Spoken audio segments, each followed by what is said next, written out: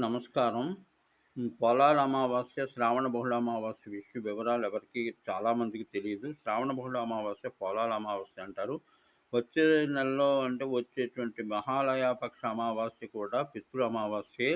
ఈ రెండిన సామీప్యం ఇంకో వీడియోలో తెలియజేస్తాను.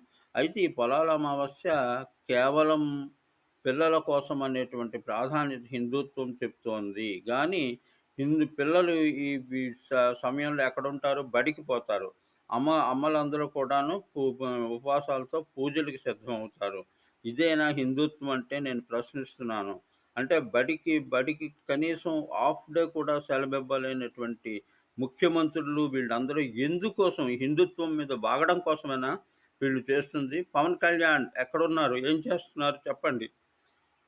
ఎవరి కోసం ఇదంతా కూడా?